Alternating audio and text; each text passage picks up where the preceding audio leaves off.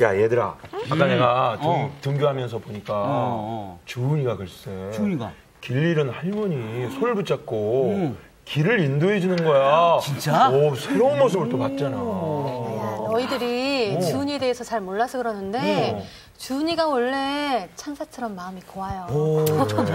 아, 그래. 너희들 모르고 있었지. 내가 조금 천사처럼 마음이 조금 곱긴 해. 그래.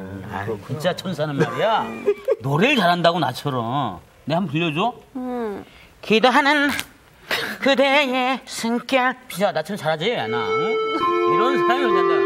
그만 그 속에서 어이가 없다, 어이가 없다.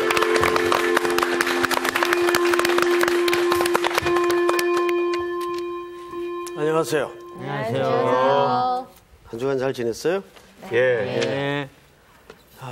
무슨 얘기들 했어요? 네. 아이고, 천사가 노래하는 걸 누가 노래하는 것 같던데?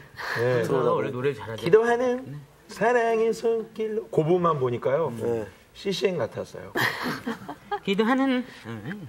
자, 이제 집중하고 복습 네. 다 해왔죠? 그, 예. 선생님이 ES까지 기대 안 하고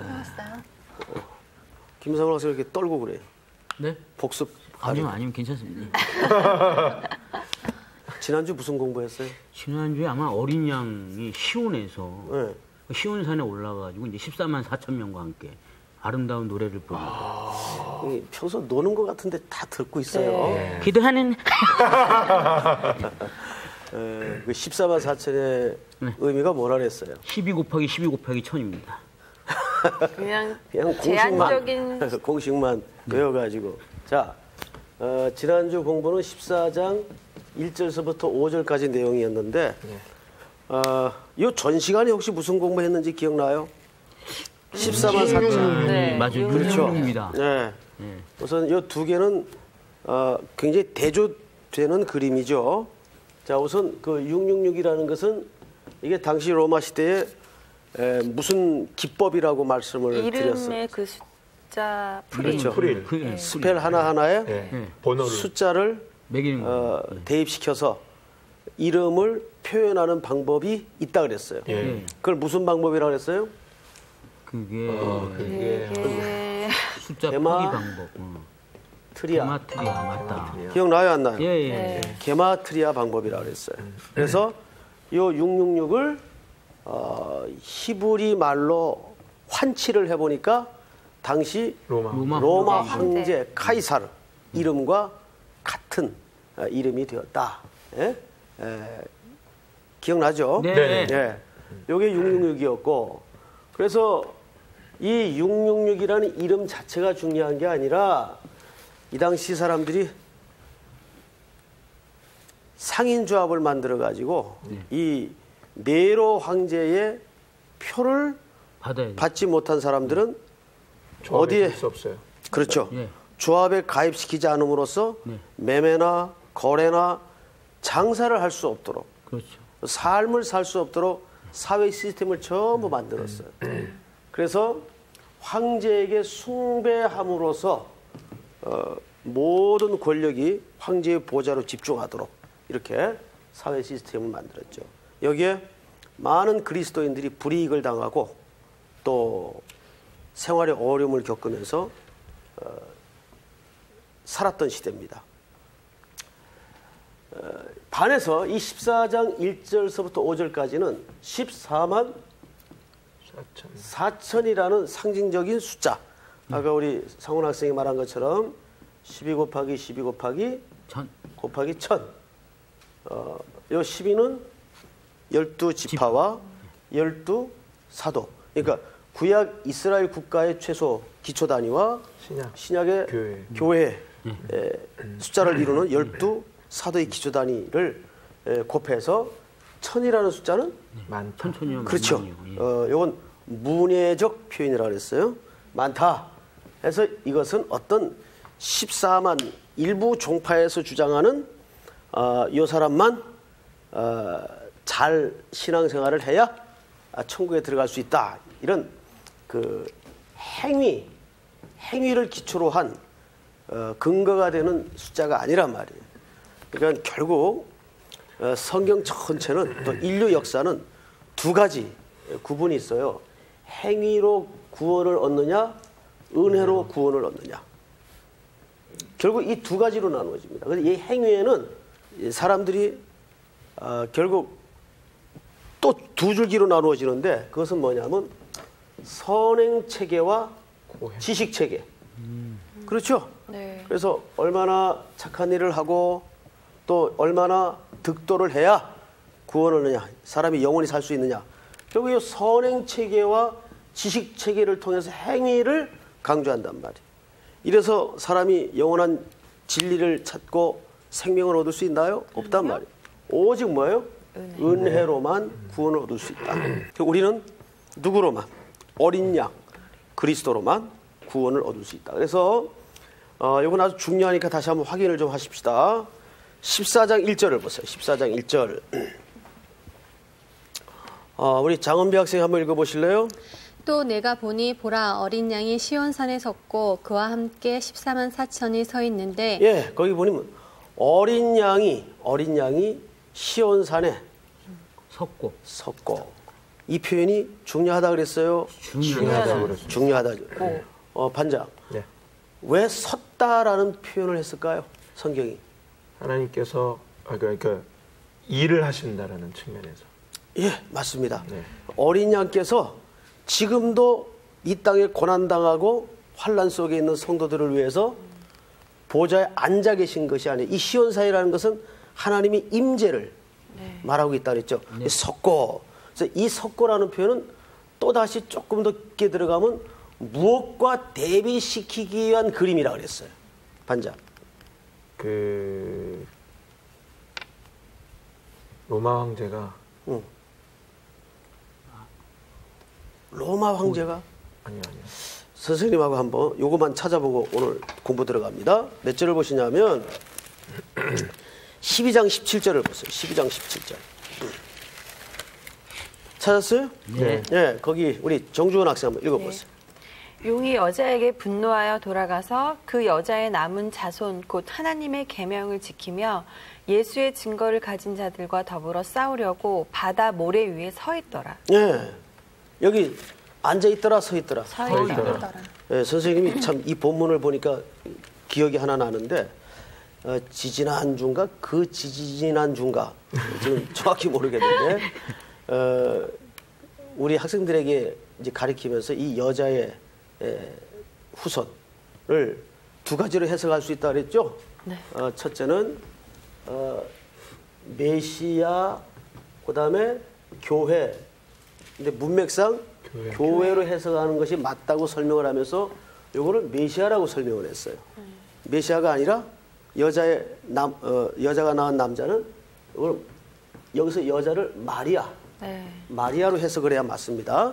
요거는 그 수정을 합니다. 네. 근데 여기서 해석은 뭘로 해석을 해야 돼요? 교회로 해석을 해야 돼요. 교회. 그래서 12장 17절을 보시면 용이 여자에게 분노하여 돌아가서 그 여자의 남은 자손 그랬죠? 네. 여기서 여자는 누구를 가리키느냐? 교회를 가리킨단 말이에요. 근데 여기 보통 여자 할 때는 성경에서는 교회로도 표현이 되고 메시아를 낳은 여자 마리아로도 표현을 하는데 이 문맥에서는 뭐라고 표현을 할 수 있다고요? 교회로 표현을 할 수 있어요. 교회가 이 땅에서는 이런 용의 권세를 통해서 시련을 당하고 환난을 당하고 고난을 당해요. 그것 때문에 어린 양이 시온산에 앉아 계신 것이 아니라 거기가 하나님의 임재가 되는 보좌인데 서 계신단 말이에요. 그러니까 그분은 분초도 우리와 떨어지지 않고 우리의 고난 속에 눈물 속에 한숨과 시련 속에 같이 지금도 계시는 분이다 그 말이에요. 그 무리 속에 14만 4천으로서 여러분들이 장례에 함께 서 있는 그림을 이렇게 설명하는 겁니다. 그러니까 장은비 학생은 14만 4천에 들어갈 수 있어요, 없어요? 들어갈 수 있어요. 예, 그렇게 얘기를 해야 됩니다. 아주 확고하게, 단호하게, 야무지게. 우리 김상훈 학생. 야무지게 들어갈 수 있습니다. 들어갈 수 있죠. 있습니다. 그러니까 이제 이런 본문으로 자꾸 일부 종파에서는 어떻게 교인들에게 가르치냐면 그런 식으로 신앙생활 해가지고 이 14만 4천에 못 들어갑니다. 맞아요. 조금 더 헌금 더 하고 봉사도 더 열심히 봉사하고 이래서 자꾸 뭐를 강조해요? 행위를 강조한단 말이에요. 그리고 하나님 은혜가 설 자리가 없어요. 네. 구원은 은혜로만 이루어지는 겁니다. 네. 그러니까 여기서 말하는 14만 4천은 실질적인 수를 얘기하는 것이 아니고 문학적인 표현이다. 자꾸 우리들은 네. 어떤 행위로 자기가 뭔가를 잘못했으면 그걸로 대신 뭔가 선행을 하면서 자기의 그 죄를 이렇게 씻어내려고 하는 그런 것들 있잖아요. 예, 네. 맞습니다. 그게 이제 아담서부터 시작된 죄의 원인이에요. 네.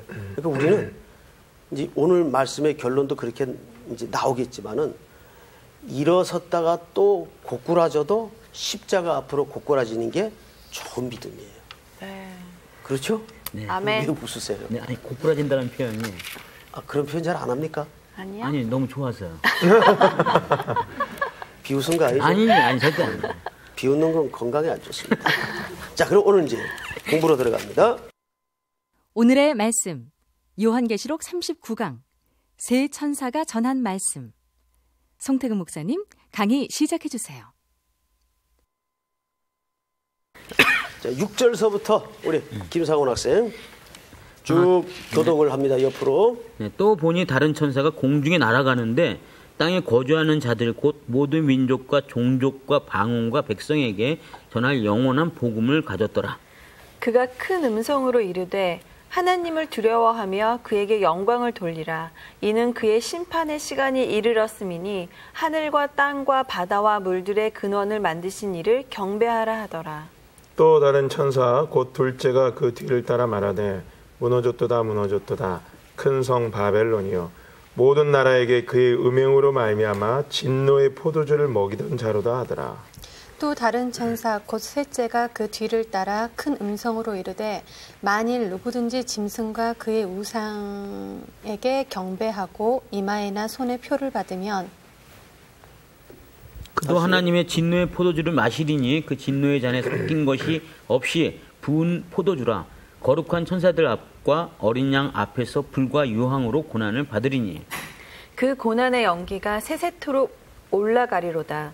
짐승과 그의 우상에게 경배하고 그의 이름표를 받는 자는 누구든지 밤낮 쉼을 얻지 못하리라 하더라. 같이 한번 읽을까요? 12절은 시작. 성도들의 인내가 여기 있나니 그들은 하나님의 계명과 예수에 대한 믿음을 지키는 자니라. 아멘. 예. 자, 오늘은 이제 14장 1절서부터 5절까지의 내용의 연장 선상에서 풀어지는 말씀이다 이렇게 이해를 하면 되는데 오늘은 천사가 셋이 등장을 해요. 네. 근데 그 세 명의 천사가 각각 어떤 메시지를 전하는가가 다 달라요. 그래서 오늘은 세 천사가 전한 말씀 제목이 뭔가 분위기가 좋을 것 같죠? 네. 네. 세 천사가 전한 말씀. 메시지란 말이에요. 말씀. 자, 그런데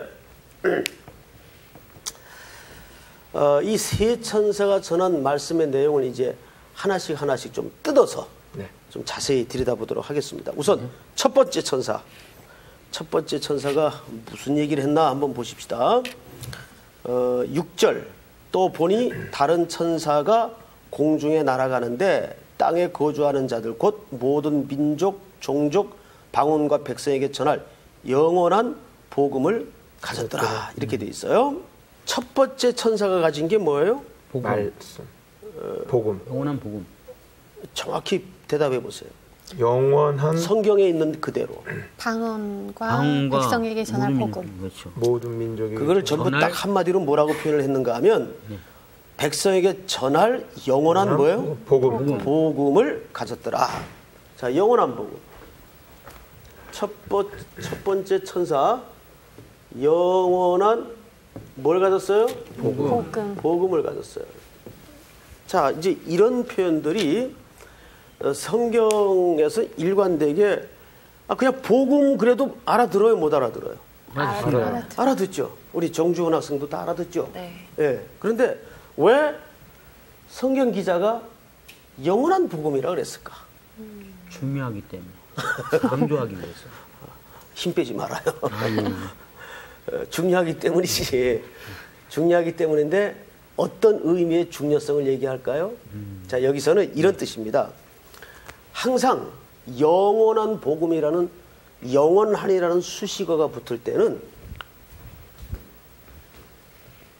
이 단어는 온 우주적 운명이 걸린 내용일 때, 그러니까 우리 상훈 학생이 얘기한 것처럼 저건 중요한 정도가 아니라 어쩌면 성경 내가 좀 얘기를 할게. 오늘 굉장히 의욕이 넘쳐요. 네. 예, 뭐 예습을 많이 해왔나 봐요. 아니요, 그게 아니고요. 예, 네, 집중적으로 물을 테니까 긴장하고 계세요. 자, 영원한 복음이라고 얘기할 때는 온 우주적 운명이 걸린 내용이 설명되려고 할 때 항상 그 복음을 그냥 복음이라고 표현하지 않고 영원한 복음이라고 얘기를 합니다. 지금부터 하는 얘기가 그럼 무슨 내용이겠어요? 온 우주적 운명이 걸린 내용. 그런 내용이 이제 등장을 하는 겁니다. 자, 그래서 뭐라고 하시는 건지 보십시다. 7절을 우리 반장 한번 읽어보세요. 그가 큰 음성으로 이르되 하나님을 두려워하며 첫째, 하나님을 뭐예요? 두려워하며. 자, 이제 차근차근 한번 적어봅시다. 하나님을 뭐하라? 두려워하라. 오늘 이렇게 글씨가 잘 안 써질까? 자, 하나님을 두려워하라. 두 번째. 영광을 그에게 돌리라. 그죠. 그분께 영광을 돌려라. 하나님께 영광을 돌려라. 하나 더 있죠? 경배하라. 그럼 마찬가지입니다. 영광을 돌린다는 말과 경배는 같은 개념이죠? 자, 그러니까 심판하신다? 그렇죠. 심판의 시간이 이르렀다. 이게 첫 번째 천사가 전한 복음이죠. 심판의 시간, 때가 이르렀다. 임박했다. 이 얘기를 합니다. 이것이 첫 번째 천사가 전한 복음인데 조금 의외로 맥 빠지죠. 뭐 기껏 뻔한 저런 내용을 하려고 이렇게 뭐 영원한 복음이라고 호들갑을 떨었을까. 그리고 이제 저런 말씀을 들을 때 이제 말씀을 가리키는 사람이나 말씀을 듣는 자가 한 가지 좀 혼란스러워요. 어떤 혼란이냐면, 그래서 저 내용이 오늘 고단히 사는 내 삶의 문제와 무슨 연관이 있는가? 그렇죠? 난 지금 또 이 성경 공부 시간이 끝나고 나면 또 치열한 삶의 현장으로 뛰어들어가서 이익을 다투고 악과 대체해서 넘어가느냐 넘기느냐의 싸움을 걸어야 되는 건데, 저 말씀이 너무 공허하게 들릴 수 있단 말이에요. 오늘 우리의 삶과는 너무 괴리가 있는 말씀이 아니냐, 이런 마음이 들 수가 있단 말이에요. 이제 이 말이 뜻하는 바가 뭐냐면 하나의 얘기를 하는 겁니다. 결국은 하나님의 통치 방식이, 하나님의 통치 방식이 궁극적 승리를 가져다 줄 것이다. 자, 보세요. 지금 666의 상황과, 그렇죠? 14만 4천의 그 궁극적 그림을 이렇게 대비시켜 놓고 있었잖아요. 그죠? 13장 마지막 부분에서 14장 첫 부분에서 우리는 이 위에 커다란 두 개의 그림을 봤어요. 첫째, 666. 고난당하는 성도들의 현실. 또 그럼에도 불구하고 예수 그리스도 안에서 시온산에 서 있을 그 궁극적 최종적 그림을 양쪽을 다 보고 있어요. 이 두 개의 그림을 성경 기자가 대비시켜 주면서 어느 쪽으로 역사의 종말이 끝나고 맞춰질 것인가, 그걸 이렇게 설명하는 겁니다. 하나님의 통치 방식이 궁극적으로 완성되고 승리할 것이다. 이거를 이제 오늘 내용에서 보여주는 겁니다.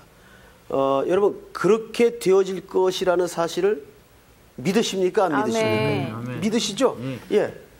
우리가 아까도 제가 그 창세기 얘기를 잠깐 언급했지만은 에덴 동산에서부터 시작된 이 하나님의 인간을 향한 약속은 철저하게 그리스도로 말미암아 완성되도록 하나님께서 설계하시고 역사를 끌고 가신단 말이에요.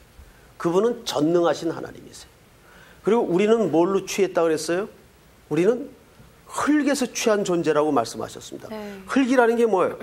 흙이라는 것은 성경에 티끌 또는 먼지로 번역할 수 있단 말이죠. 예? 이게 빚어질 때는 그냥 흙이요, 먼지요, 안개 같은 존재예요. 그런데 여기에 우리 존재 가치가 드디어 새로워지는 것은 하나님의 생명의 기운이 들어갈 때 산 영이 되었다. 그러니까 인간은 철저하게 창조주 하나님과 그 다음에 피조물인 우리와 이 관계 속에서만 인간이 온전한 가치가 발생이 된다는 거죠. 그 모든 하나님의 통치 방식으로 역사는 궁극적인 승리가 있을 것이다. 이거를 이제 암시하고 있는 겁니다. 우리 조금 더 들여다볼까요? 두 번째 천사를 한번 보십시다. 우리 8절을 우리 오태근 학생이 한번 읽어보세요. 또 다른 천사 곧 둘째가 그 뒤를 따라 말하되 무너졌도다 무너졌도다 큰 성 바벨론이여 모든 나라에게 그의 음행으로 말미암아 진노의 포도주를 먹이던 자로다 하더라. 자 보세요. 이제 두 번째 천사 그림을 좀 우리가 깊이 이해를 해야 되는데 여기에는 이제 국어 실력이 조금 동원이 돼야 됩니다.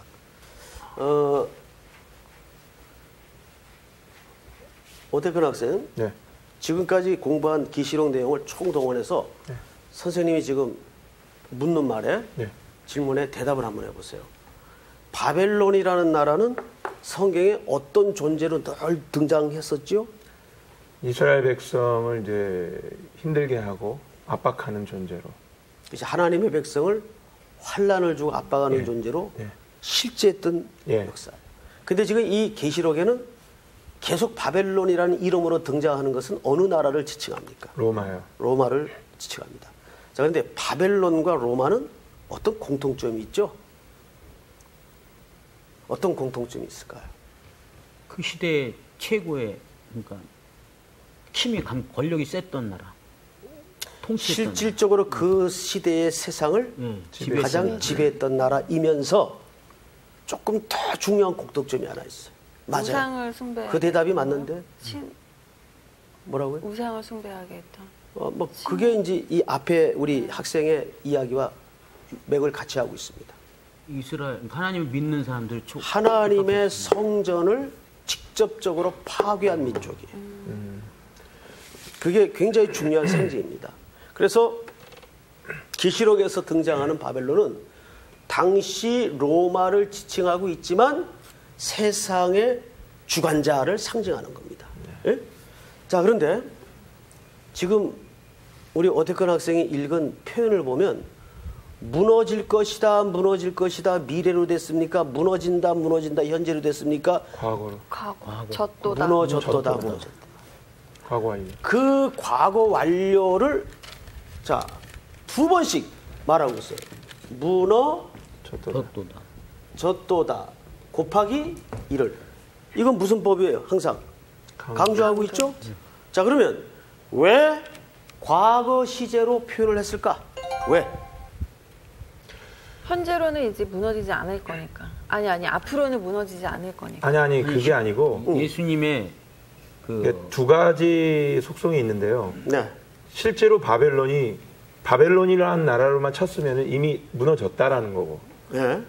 또 하나는 그것을 통해서 상징으로서 이러한 것들도 앞으로 어떠한 그런 그리스도를 대하는 어떤 그런 세상의 그런 큰 힘이 앞으로 오더라도 그것은 무너질 것이다라는 것에 대한 확신에 대한 것들이 두 가지가 같이 있는 것 같아요. 아주 정확하게 설명을 했어요. 그러니까 무너졌도다라는 이 거푸 두 차례 거친 강조는 아까 첫 번째 천사가 뭘 암시했다 그랬죠? 결국 역사는 하나님의 통치와 그분의 방식대로 승리하고 마감될 것이다. 네. 이걸 담고 있다 그랬죠? 네. 그러니까 여기서 무너졌도다 무너졌도다라는 말을 두 번에 걸쳐 강조한 것은 무슨 뜻이냐면 우리 말 습관이 이럴 수 있죠. 너는 죽었어. 그러면 안 죽었단 말이에요. 근데 내가 널 반드시 이런 표현 얘가 좀 안 좋은데 에? 우리 이제 화나면 서로 그런 표현을 넌 죽었어. 넌 죽어 이러질 않고 더 센 말이 넌 죽었어. 이런단 말이에요. 이게 이제 우리 초등부 시절에 많이 썼던 단어죠. 그러니까 그건 그만큼 그 문제에 대해서 어떤 강력한 의지와 확신을 담아서 하는 얘기 아니에요. 맞죠? 그 표현이라고요. 무너졌도다 무너졌도다. 넌 죽었어. 넌 죽었어. 그 얘기와 아주 맥을 같이 하는 의미란 말이에요. 예? 그러니까 저 말 속에는 하나님이 하나님의 백성들을 향해서 또 그 백성을 핍박하고 환난을 주는 악의 세력에 대해서 얼마나 철저한 의지를 갖고 그것을 결행하실 것인가. 이거를 저렇게 설명하는 거라고. 그러니까 저 말씀만 봐도 힘이 나지 않아요. 굉장히 답을 강요하는 것 같아요. 성경의 이런 사소한 표현들이 결코 사소하지 않아요. 그러니까요. 우리는 그러니까 아주 이 승리가 있는데 지금 우리 눈앞에 보이는 정말 아주 작은 것들만 이렇게 바라보니까 참 그래서 이제 이런 말씀이 여기 이렇게 기록된 거예요. 어리석은 것 같아요. 예, 정중훈 학생만 그런 게 아니고 여기 서 있는 선생님부터 전부 다 그래서 어리석기 때문에 말씀을 자꾸 들여다보고 마음에 힘을 가져야 돼. 힘을. 그렇습니다. 아멘. 아멘. 자, 그 다음에 우리 그 무너졌다 표현을 조금 더 지나서 우리 반장 아까 읽었던 부분 다시 한번 후렴 읽어주세요. 모든 나라에게 그의 음행으로 말미암아 진노의 포도주를 먹이던 자로다 하더라. 자, 이건 로마 제국이요 세상 나라죠. 여기 근데 음행의 포도주를 먹인다는 말이 무슨 말일까요? 그러니까 아까 말하자면 우상 숭배에 취하게 만든 성경에서는 음행이 이제 음행이라는 이 성적인 표현이 어떤 그 성만을 얘기하는 게 아니라 그것을 빌미로 하나님을 떠난 행위, 모든 것을 음행한 이스라엘아. 그러니까 하나님만 사랑하지 않는 모든 행위, 그거를 뭐라 그래요? 음행한 이스라엘아. 호세아서에 보면, 구약 성경에 보면 이스라엘 백성들을 향해서 계속 뭐라 그래요? 음행한 이스라엘아. 음행한 이스라엘아. 그러니까 하나님은 원래 사랑이라는 속성은 우리 해봐서 알지만은 올인하는 겁니다. 전부 아니면 전무예요. 뭐 예를 들어서 이런 개념이 가능할까요? 내가 옆집 아줌마는 1%만 사랑하고 당신 99% 사랑하잖아. 말이 돼요? 안 됩니다. 말이 안 되죠. 예. 사랑은 전부 아니면 전무예요. 근데 하나님의 우리를 향한 사랑의 속성이 그걸 요구하시는 거예요. 전부를 요구하시는 거예요. 그러니까 사랑은 그러니까 안식일 날 구약 성경이고 이사야서 같은데 안식일 날 아무것도 하지 마. 오락도 하지 말고 뭐도 하지 말고 그렇게 돼 있죠. 근데 그게 그 행위를 말하는 게 아니라 그게 무슨 뜻인가 하면 나한테만 집중해라 그 말이야. 나만 봐. 그렇죠. 나만 봐. 네? 하나님 입장에서 우리의 사랑을 하나님이 그렇게 원하시는 거예요. 근데 우리는 그거를 교조적이고 문법적으로 이해를 해가지고 계속 인간들끼리 앉아가지고 이건 하면 안 되고 이거 하면 죄고 이런 식으로만 그 풍성한 하나님의 사랑의 마음을 이해하지 못하고 또 그거 가지고 싸워요. 뭐 고발하고 왜 주일날 돈 썼냐 뭐 이런 식으로 그런 짜장면 먹었지 이런 식으로 순대도 먹지 말고. 순대도 먹지 말라 그래요? 피가 있긴 자, 우리 수업 들어갑니다. 굉장히 예를 들어도 꼭 먹을 것만 들어요. 자, 성경을 좀 보십시다. 7절. 7절 우리 했죠? 네. 8절까지 했죠. 8절. 네. 또 다른 천사고 둘째가 여기 했죠. 그 다음에 이제 셋째 천사로 들어갑니다. 누가 하냐면 우리 장은비 학생 9절을 한번 읽어보세요. 또 다른 천사 곧 셋째가 그 뒤를 따라 큰 음성으로 이르되 만일 누구든지 짐승과 그의 우상에게 경배하고 이마에나 손에 표를 받으면 그도 하나님의 진노의 포도주를 마시리니 그 진노의 잔에 섞인 것이 없이 부은 포도주라. 거룩한 천사들 앞과 어린 양 앞에서 불과 유황으로 고난을 받으리니. 자, 셋째 천사가 전한 메시지는, 갖고 있던 메시지는 뭐냐면, 첫째, 이마와 손에 짐승표를 받으면 그 결과가 어떻게 되느냐. 하나님의 진노. 예?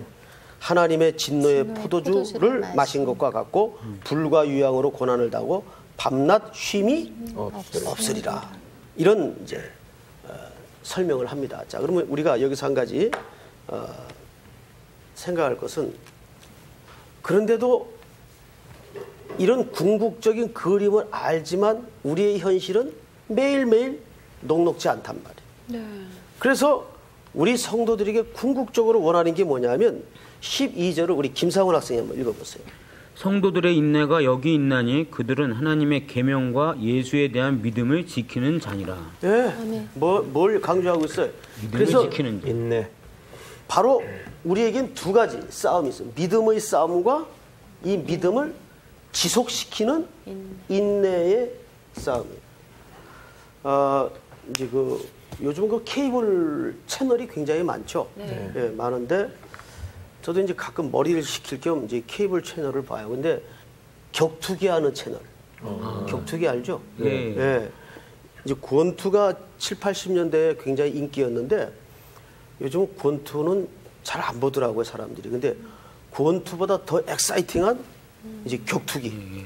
뭐 K1 이런 프로그램들, UFC 이런 프로그램들 많이 보는데 이제 선생님도 이렇게 머리를 식힐 겸 가끔 이제 들어가서 격투기 경기를 보는 때가 있어요. 다 설교 준비를 위해서 봅니다. 예. 예. 보다가 제가 아주 참 재밌는 선수 하나를 만났어요. 제가 본명은 안 밝힐게요. 서아무개라는 선수인데 이분은 신장이 1m 86cm에다가 세 자리 몸무게, 격투기예요. 그러니까 한국의 닉네임이 마이클 타이슨. 또 마이클 타이슨이 누군지 알아야 될 거 아니에요. 그렇죠. 알아요? 알죠. 압니까? 그럼요. 네, 그 마이클 타이슨은 권투기 뭐 악동 미국 아닙니까? 이제 한물간 선수지만은 미국 권투계에서는 야수죠, 야수. 옛날에 90년대 초에 홀리필드라는 선수하고 한번 경기하다가 여기를 물어뜯었어요. 네, 귀를 물어뜯었어요. 게임이 잘 안 되니까 실제 귀를 물어뜯었어요. 그 사람은 그 이가 앞에 금리발로 돼 있습니다. 그걸로 물어뜯어가지고 세계를 경악시켰던 적이 있는데 이 서아무개라는 선수가 아주 그런 별명을 가졌어요. 근데 이분이 어둠의 세계에서 한때 몸을 담았다가 결혼을 일찍 하면서 아들을 낳았대, 아들. 얼마나 인생이 새로워졌겠어요. 그래서 이제 아들이 자라가지고 학교에서 그 아버지 직업란이 있지 않습니까? 예. 그걸 써야 되는데 뭐 조폭이라고 쓸 수가 없잖아요. 그렇죠. 또 그렇게 쓰게 할 수도 없고. 그런데 이분이 거기서 큰 대호각성을 한 겁니다. 야, 내가 아들놈한테 이런 애비의 직업을 물려줘서 되겠느냐, 기억해서 되겠느냐 그래가지고 그 탁월한 신체적인 조건을 활용해서 격투기를 시작한 거예요. 스포츠맨으로 인생을 새롭게 바꾼 겁니다. 그런데 얼마나 경기를 잘하고 잘 싸우는지 승승장구하는 거예요. 그래서 그 프로에 이제 특집 인터뷰 시간이었어요. 그때 제가 본 겁니다. 그때. 근데 이제 기자가 묻는데 이런 질문을 해요. 링에 올라가면 뭐가 제일 두렵냐 그랬더니 뜻밖에도 그런 몸담았던 사람이고 그런 신체적인 조건을 가지고 상대할 사람이 별로 없는 선수임에도 불구하고 맞는 게 제일 두렵다. 맞는 게 제일 두렵다. 그리고 싸울 때는 아픈 줄 모르는데 경기 끝나고 링 밖으로 내려가면 그렇게 아프대요. 너무너무 아프대요. 그래서 수백 번의 경기를 했지만은 한 번도 두려워하지 않은 적이 없대요. 근데 어떻게 이렇게 승리할 수 있었느냐. 근데 기가 막힌 얘기래요. 어떤 때는 내가 여기서 이제 이 경기 포기해야 되겠다 싶은데 상대가 먼저 포기해가지고 이기는 경우가 굉장히 많대요. 재밌죠? 그때 제가 깨달은 게 뭐냐면 센 놈이 이기는 게 아니고 이기는 놈이 센 놈이구나. 그러니까 끝까지 남는 사람이 센 사람인 거예요. 우리 성도들도 마찬가지예요. 사실은 매일매일 우리는 이 경계선에서 아슬아슬하게 지나가잖아요. 그죠? 오늘 넘어진다 하는데 버티는 거예요. 그러니까 신앙생활은요, 여러분, 보통 doing, 무언가를 하는 게 아니에요, 사실은. 그러니까 신앙생활이라는 거는 존재하는 싸움이에요. 내가 매일 하나님 앞에서 어떤 존재로 버티느냐. 이게 이제 너무 지독한 고난 속에 있는 성도들 가끔 상담을 하거나 이제 신방을 가보면 그런 얘기를 해요. 목사님, 하루하루 살아요. 그래, 하루하루 살아. 근데 그 말이 그렇게 실감이 갈 수가 없어요. 하루하루 사는 거예요. 네. 그러니까 오늘 하루 안 무너지고, 네. 오늘 하루 버텨내고, 네. 그러니까 뭔가를 내가 뭐 비전을 가지고 성취를 하고 그런 신앙의 영역도 물론 있어요. 있는데 보편적인 성도들의 삶이 사실은 저거예요. 네. 오늘 무너지지 않는 싸움. 네. 그래서 여기 보면 뭐라 그래? 12절에 성도들의 인내가 여기 있나니 그들은 하나님의 계명과 예수에 대한 믿음을 지키는 자니라. 자, 근데 이 인내의 싸움을 하나님께서 우리 홀로 하시도록 두시지 않았어요. 아니요. 우리가 14장 1절에서 어떤 광경을 보고 있죠? 한번 우리 오태근 학생이 한번 읽어보세요. 1절. 또 내가 보니 보라 어린 양이 시온산에 섰고 그와 함께 14만 4천이 서 있는데. 네. 여기 지금 응원하는 앞서간 성도들이 또 천상에 이미 가 있는 성도들이 서 있고 또 뭐예요? 어린 양이 서 있습니다. 근데 선생님이 이 부분을 공부시킬 때 이 어린 양이라는 표현에 대해서 매우 중요하다고 악을 쓰고 강조한 적이 있어요.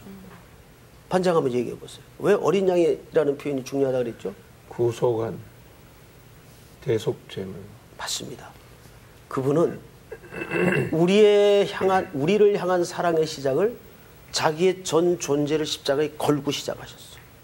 그러니까 그것은 중간에 포기할 싸움도 아니고 간단히 끝낼 싸움도 아니에요. 하나님께서 이 싸움을 어떻게 시작하셨는가 하면 아들 걸고 시작했어요. 그러니까 이거는 센스가, 영적인 센스가 좀 있는 사람이면 어떻게 돼요? 이 싸움은 하나님께서 반드시 직접 끝내실 싸움이구나. 제가 그 사도행전 강의할 땐가 우리 학생들에게 그런 얘기 했어요. 아빠가 정말 사랑하는 딸이 있는데 얘를 최고의 피아니스트로 만들고 싶어. 응?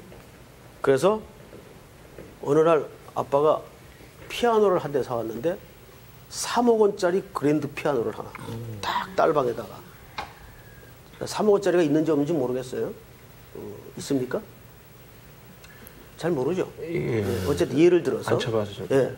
그러면 그 3억 원이라는 돈의 사이즈가 문제가 아니라 그 3억 원이라는 피아노 속에 담긴 아버지가 딸을 향한 마음을 대충 읽어낼 수 있어요, 없어요? 있습니다. 야, 아버지가 나에 대해서 보통 의지를 갖고 계신 게 아니구나. 감 잡을 수 있단 말이에요. 네.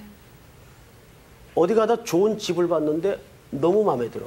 집값이 그런데 10억이야. 근데 사겠다는 사람이 계약금으로 10억을 다 걸어버렸어. 그럼 이건 저 집 중간에 포기할 수도 있다는 얘기입니까? 내가 반드시 산다는 얘기입니다. 반드시 한다는. 계약금만 보면 알 수 있죠. 그런데 우리 장은비, 오태근, 정주원, 김상훈 한 사람 한 사람을 향한 하나님의 사랑이 어떤 사랑이었는가 하면 어린 양을 건 사랑이었어. 그러니까 하나님의 아드님을 십자가에 걸고 시작한 사랑.